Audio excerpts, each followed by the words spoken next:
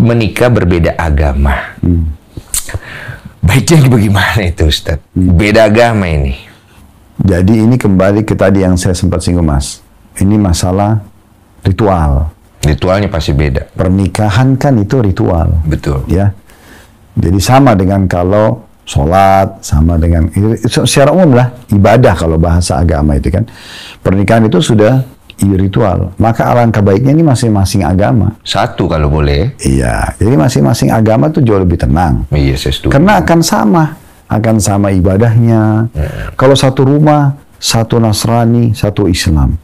Ini yang mana yang harus diterapkan di rumah.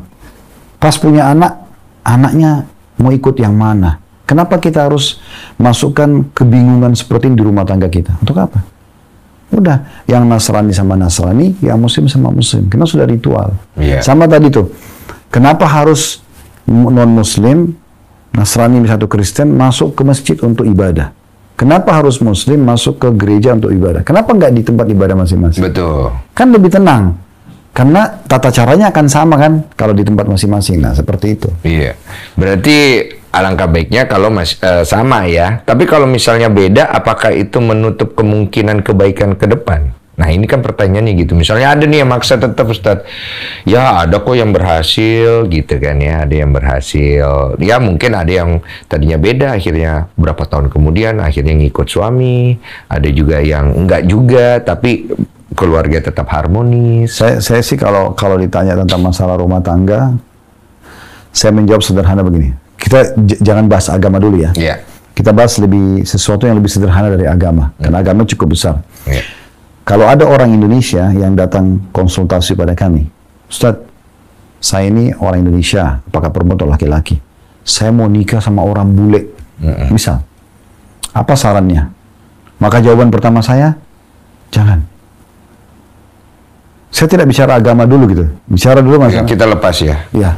Nanti kita akan masuk ke masalah agama. Tapi kita bicara sekarang masalah perbedaan kebiasaan, cuaca, kebiasaan, tradisi keluarga dan segala macam.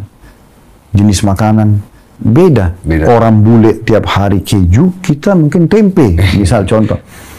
Oke, bisa adaptasi. Kan bisa adaptasi, bisa. Tapi butuh ekstra energi loh. Butuh, iya. Kenapa kita nggak tempe aja?